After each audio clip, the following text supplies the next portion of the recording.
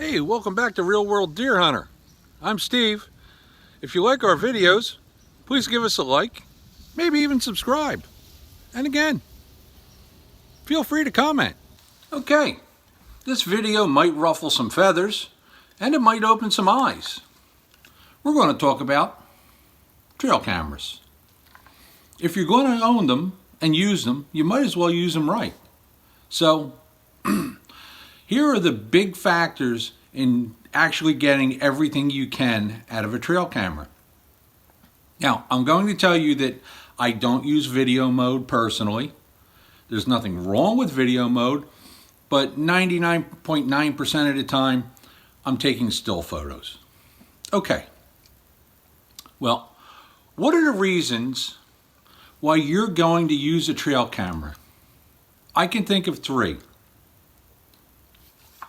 Number one, you're going to take an inventory of the deer that are in the area. You want a good look at them. So, you take a trail camera, or several of them, and put them out.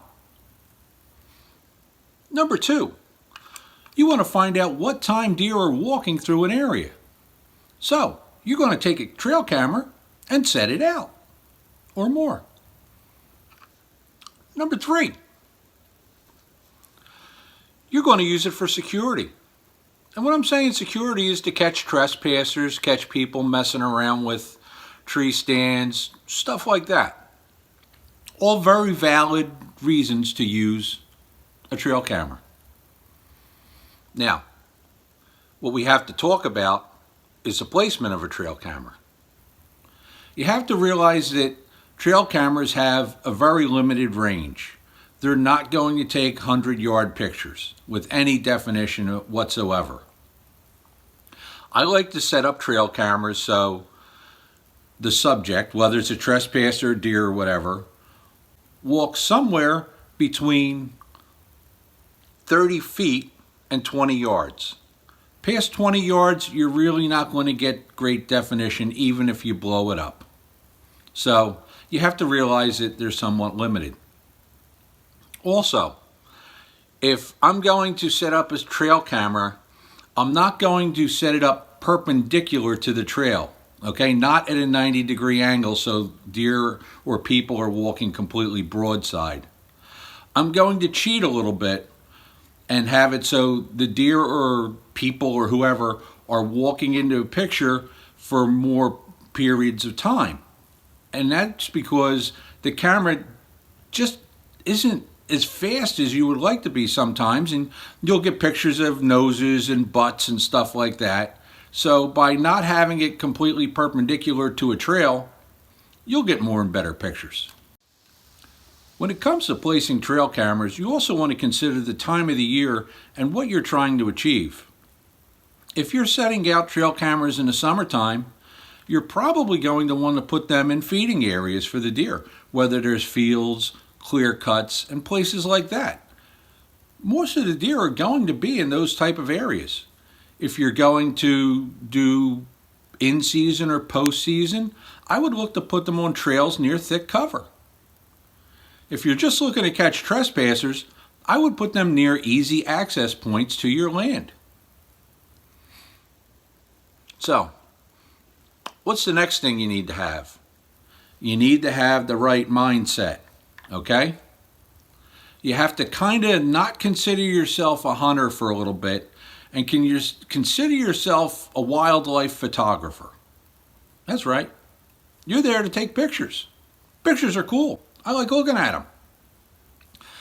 What I'm talking about is you need to compose the photo. In your mind, where is the deer or person or bear or whatever you're looking for going to come from? Where's it going to be standing when the pictures are taken or walking through when the pictures are taken? And where is the best opportunity for a photo? Now, along that, we have something that we have to worry about, and that's which way the camera's facing, okay?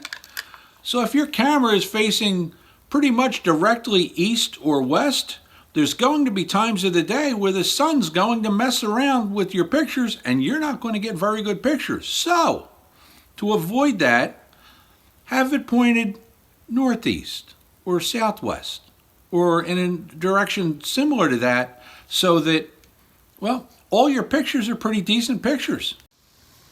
Let's talk about the next consideration. You found an area where you want to put a camera, or two or three. Walk up to a tree and slap the camera on there, right? Well, no. You see, one of the things that you're looking at with creating this photo and using a trail camera is where you're putting it on the tree.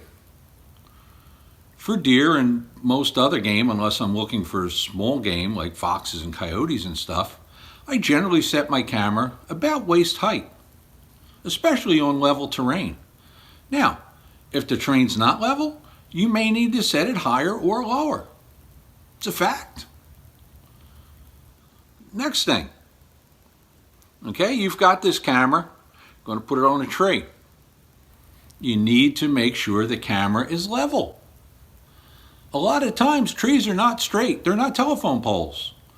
Your camera's going to be tilted up or back or whatever. It's not going to be level. Need to take a little stick, stick it behind the actual camera, and level it out. Okay, so let's just turn it on now and walk away. No, you don't just turn it on and walk away. If you're using a cell cam, a lot of them have instant downloads. If you're using a regular cam and it doesn't have a little screen on the inside, well, you could take an SD card reader, pop it into your phone, and check out the pictures you get. A lot of times you're going to find out that there might be a little bit of brush in the way somewhere, and at night that's going to hog up a lot of your flash, so you won't get real good pictures, okay? And then ask yourself, am I seeing what I think I'm going to see? So, we're turned on, ready to go, leveled up, ready to walk away. Good job. Some other things to think about though when it comes to cameras. Number one, put decent batteries in there. Don't buy your batteries from the dollar store. They're not going to last nearly as long. The other thing is, if you're going to use a cell camera, you should really think about a battery box. You can get yourself a cord from eBay or from somewhere else, Amazon. You can get a 12 volt, 12 amp hour little battery, put it in a battery box. And even with a cell camera, that'll last most of, if not the entire season. Sure, if it's in the open, if you're out in the Midwest or the West or somewhere and you could put up a solar charger or whatever, that works great too. Now, the last thing, SD cards. There's a way to use an SD card and there's a way to use an SD card, okay? SD cards are made for holding a lot of pictures and taking a lot of pictures. That's great. But some of the things you could do to prolong the life of your SD card. Number one, you need to have 2 SD cards per camera. That's right, per camera. You don't want to mix them up, especially mixing up brands, okay? It makes it so it's much easier for the files to get corrupted. So, take your SD cards. For each camera, label it camera 1 battery, card 1, card 2, and you're set. Last thing about SD cards. You want to make sure you turn the camera off before taking out SD cards. And give it a second or two to shut off. Okay? That will also prolong the life of the SD card, and also, especially with non-cellular cameras, it'll cut down the chances that you're going to corrupt your files. So, that's how I use trail cameras. I hope that I maybe gave you a tip or two.